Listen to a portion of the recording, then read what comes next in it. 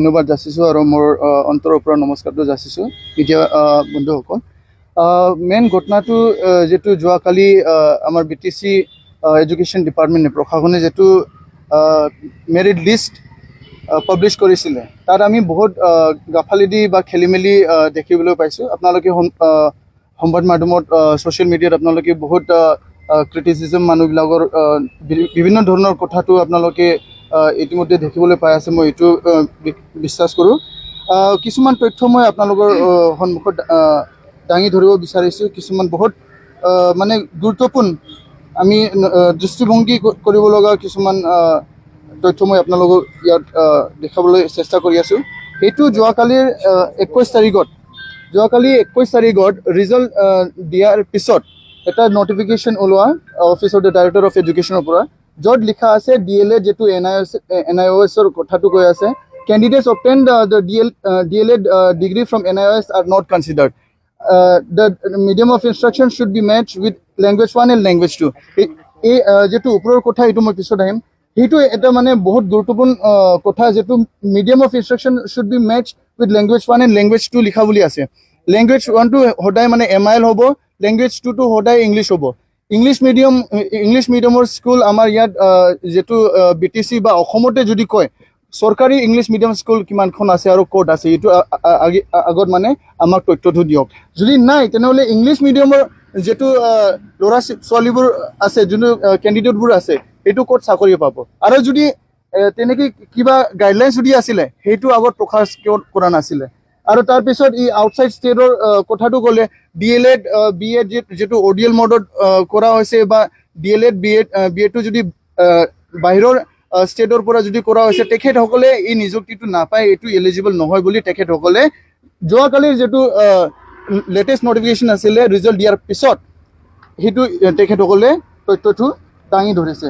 কিন্তু খুব গুৰুত্বপূৰ্ণ কথা যে আগত যেটো নটিফিকেশ্যন দিয়া হৈছিলে, এইটো ডেটটো হৈ আছে 17 জানুৱাৰী 2024, যেটো ৰিক্ৰুইটমেণ্টৰ নটিচটো ওলাইছিলে। নটিফিকেশ্যনত তেনেকৈ একো এলিজিবিলিটি ক্ৰাইটেৰিয়া ইয়াত মেনশ্যন কৰা নাছিলে। ৰিক্ৰুইটমেণ্ট অফ কণ্ডিশ্যন মই আপোনালোকক কপিটো দি দিম, এটা কপিটো দি দিম, আপোনালোকে সেইটো প্ৰকাশ কৰিব। ইয়াত একো তেনেকৈ ODL মড বা BEdৰ DLEdৰ বাহিৰৰ পৰা কিবা কোৰ্চ কৰি অহা, কিবা 18 মাহৰ যেটো BEd কোৰ্চ আছে, এইবিলাকৰ কথা কোনো জাগাত উল্লেখ কৰা নাই। তেনেহ'লে যোৱাকালি পটককৈ তেখেতসকলে কেনেকৈ এই নতুন আইনটো, নতুন ৰুলটো ইহঁতে পাব্লিছ কৰিলে, সেইটো বহুত মানে ৰহস্যজনক কথা। আৰু আপোনালোকে দেখিবলৈ পাব যেটো আৰু এটা নটিফিকেশ্যন আছিলে 17 জানুৱাৰী 2024, ইয়াত লিখা আছিলে যেটো লেংগুৱেজ 1 লেংগুৱেজ 2ৰ কথাটো কৈ আছে। ইয়াত স্পষ্টভাৱে লিখা আছে যে লেংগুৱেজ 1টোৱে খালি মিডিয়াম অফ ইনষ্ট্ৰাকশ্যনৰ লগত মেল খাব লাগে। লেংগুৱেজ 2ৰ ইয়াত কোনো প্ৰত্যয় ইয়াত একো উল্লেখ কৰা নাই। আৰু তাৰ ওপৰত এটা খুব লাজ লগা কথা আমাৰ BTR বাসী ৰাইজৰ কাৰণে, BTC বাসী ৰাইজৰ কাৰণে, ইয়াত এডভাৰটাইজমেণ্টত ক্লিয়াৰলি লিখা আছে candidates belonging to BTR shall be given first preference. তেনেহ'লে আজিৰ দিনটোত আমাৰ BTC বাসী ৰাইজ বা BTR বাসী ৰাইজ যোনবিলাকে এলিজিবল প্ৰাপ্য থকা কেণ্ডিডেটবোৰ আছিলে, তেখেতসকলে আজি চাকৰি নোপোৱাৰ বাবে এছামিজ মিডিয়ামৰ, অসমীয়া মিডিয়ামৰ চিৰিয়েল নম্বৰ 321 আৰু 323, ৰোল নম্বৰ একে, ডিষ্ট্ৰিক্ট একে, মানুহৰ নাম একে। এজন মানুহে দুটা পোষ্ট ল'ব পাৰে নেকি? যদি পাৰে তেনেহ'লে এইটো কোনটো আইনত লিখা আছে এইটো আমাক জনাওক। আমি সচেতন ৰাইজ হিচাপে এইটো জানিবলৈ বিচাৰি আছোঁ। আৰু তাৰ ওপৰত আৰু এটা কেছ আছে, সেইটোও LPৰে কেছ হয়। ক'ত গ'ল এইটো?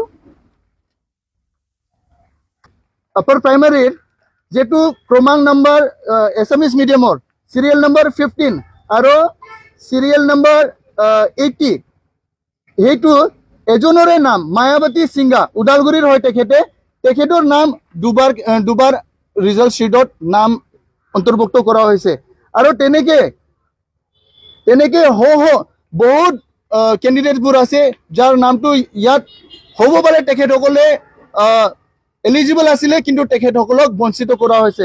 এইটো যেটো মই ৰোল নম্বৰ 00659 কথাটো কৈ আছো সেইটো ভেৰিফিকেশ্যন লিষ্টত বিদিশা হাজৰিকাৰ নামৰ এজন কেণ্ডিডেটৰ ৰোল নম্বৰ আছিলে আজিৰ দিনত এইটো বড়ো মিডিয়ামৰ যেটো জুলি ব্ৰহ্ম তেখেতৰ নামত এইটো ৰোল নম্বৰটো প্ৰকাশ হৈ আছে তাতে উল্লেখ হৈ আছে এতিয়া কথাটো হ'ল যদি তেনেকে একো খেলিমেলি নাছিলে যদি একো এৰি কিবা প্ৰব্লেম নাছিলে ইমান ডিসক্ৰিপেন্সিটো কিয় হৈছে ইমান ভুল ৰিজাল্ট কেনেকে ওলাইছে এটো এটা ডাঙৰ ৰহস্য ডাঙৰ প্ৰশ্ন আৰু তাতকেও ডাঙৰ প্ৰশ্ন ডাঙৰ ৰহস্যটো হ'ল যোৱাকালি 3টা বজাত গধূলি 3টা বজাত ৰিজাল্টটো দিয়া হৈছে আজিৰ দিনটোত ৰাতিপুৱা 8:30 বজাৰ পৰা তেখেতসকলে এপইন্টমেন্ট শিটটো কালেকশ্যন কৰিবলৈ দিছে ইয়াত বডোফা কালচাৰেল কমপ্লেক্সত কথাটো কি আজি যদি কোনোবা উদালগুৰিত সাগৰীটো পাইছে উদালগুৰিৰ পৰা ৰাতিপুৱা ইয়াত দৌৰি দৌৰি আহিব লগাটো কিমান সহজ এটো এটা ডাঙৰ প্ৰশ্ন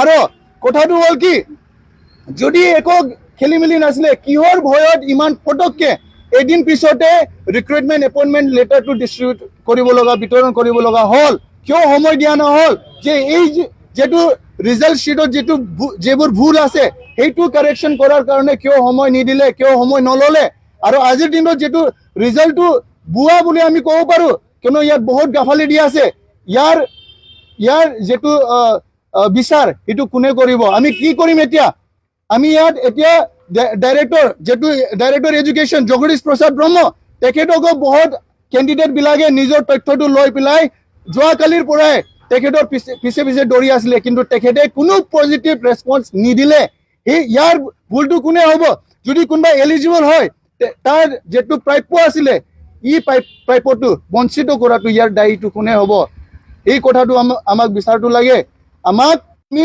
ইয়াত প্ৰতিবাদ কৰিবৰ কাৰণে আমি হাজু হৈছিলো কিন্তু দুৰ্ভাগ্যজনক কথা এটো স্পষ্টভাৱে এটো দেখা দেখি সকলোৱে জানা বুজা কথা যদি কোনোবা আজিৰ দিনত উদালগুৰি বাক্সা চিৰাং পৰ্বতজোৰা গোসাইগাঁৱৰ পৰা যদি কোনোবা বঞ্চিত হৈ আছে তেখেতসকলে আজিৰ দিনত মানে দুঃখ প্ৰকাশ কৰি আছে বিভিন্ন মাধ্যমৰে কিন্তু তেখেতসকলে ইমান দূৰৰ পৰা আজি এই কোকৰাঝাৰত আহি পেলাই প্ৰতিবাদ কৰাটো কেনেকে সম্ভৱ হ'ব এটো তেখেতসকলে প্ৰশাসনে এটো ভালকে জানা আছিলে তাৰ কাৰণে তেখেতসকলে সময়টো তেনেকে নিৰ্ধাৰিত কৰি দিয়া হৈছে তাৰ কাৰণে মই সকলোকে অনুৰোধ কৰো যোনবোৰে মানে বঞ্চিত হৈ আছে তেখেতসকলে এক ভাৱে একত্ৰিত হৈ এটা সময় বান্ধি পেলাই কমিউনিকেশ্যন কৰি পেলাই এই যেটো আইন উল্লংঘা হৈ আছে এইটো যেটো আমাৰ লগত নিৰ্যাতনটো চলি আছে যেটো কৰাপশন চলি আছে ইয়াৰ এগেইনষ্টত মাত মাতিব লাগে মই এইটো সকলোকে